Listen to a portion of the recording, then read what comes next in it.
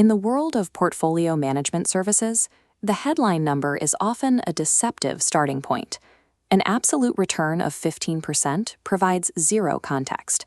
It tells you where the portfolio ended, but nothing about how it got there.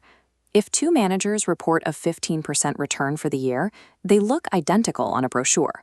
But to determine the superior choice, we have to look past that final data point. Surface-level returns often hide the impact of client behavior. The specific timing of client deposits and withdrawals can warp the final percentage, masking the manager's actual performance. These numbers also hide the level of instability an investor had to endure. One achieved that return through a steady climb, while the other relied on erratic swings. Professional evaluation requires stripping away external distortions. We isolate the manager's decisions from the client's timing, quantifying the exact risk taken to reach the objective. This requires a multi-layered mathematical framework: return neutralization through TWRR, risk adjustment via Sharpe and Trainer, and finally, performance attribution.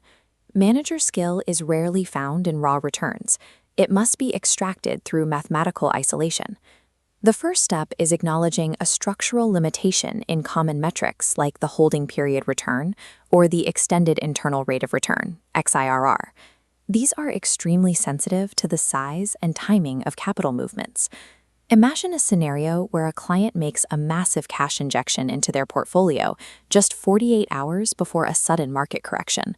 Because XIRR factors in the size of the capital base at the time of the loss, the overall XIRR figure drops significantly, penalizing the portfolio's record for a timing decision the manager didn't make. Since portfolio managers rarely control when a client adds or removes funds, using XIRR to measure their specific skill is mathematically inconsistent.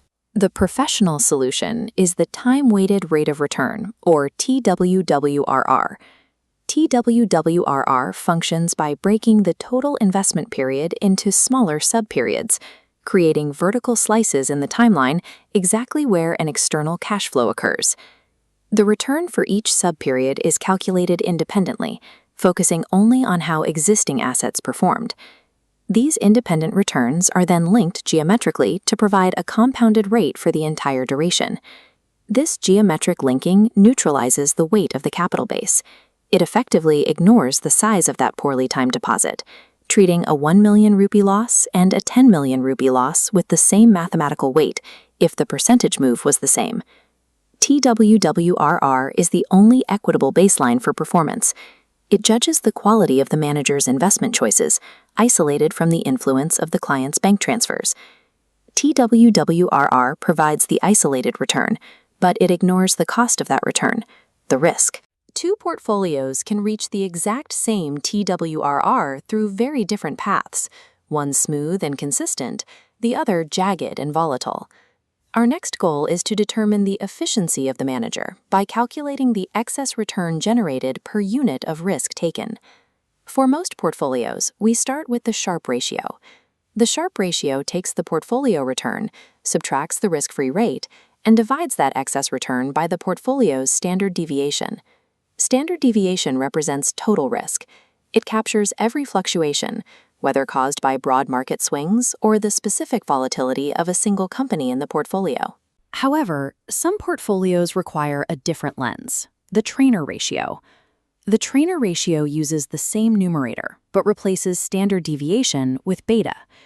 Beta measures only systematic risk, the portion of volatility tied to the overall market. It ignores stock-specific, unsystematic risks. Professionals use Sharpe for portfolios where diversification is limited and specific stock risks are high.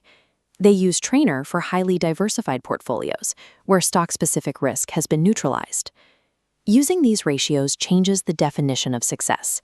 It's no longer about who made the most money, but who maximized their return for every unit of risk budget they spent.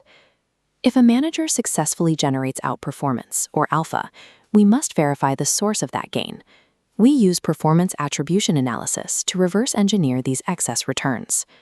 Take this case study portfolio, divided into 3 sectors: technology, healthcare, and financials. The portfolio returned 8.70%, while the benchmark returned 7.80%. That leaves a total excess return of 0.90%. Attribution analysis breaks this down into 3 measurable factors: allocation, selection, and interaction. The asset allocation effect measures the impact of weights.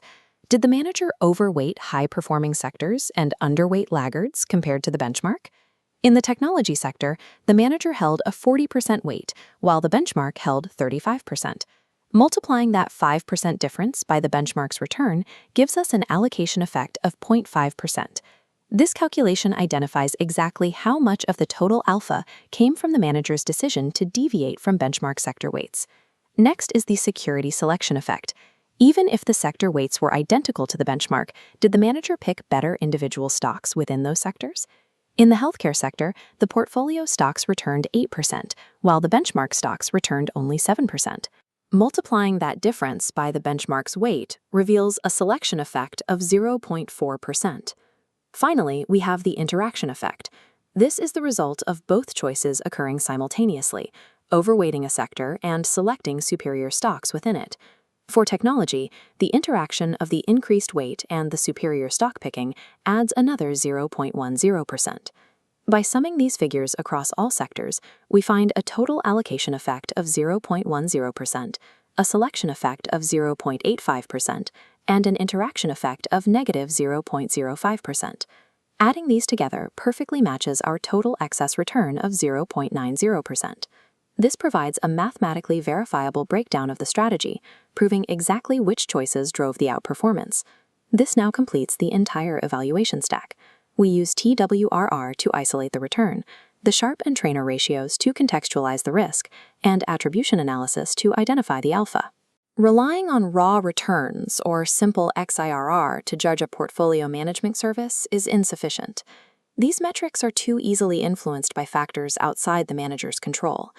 To protect investor capital, regulatory standards and professional rigor require this objective framework. It ensures that managers are judged on the quality of their decisions rather than their marketing. Professional portfolio management isn't a black box. True skill leaves a mathematical fingerprint. Alpha is measurable.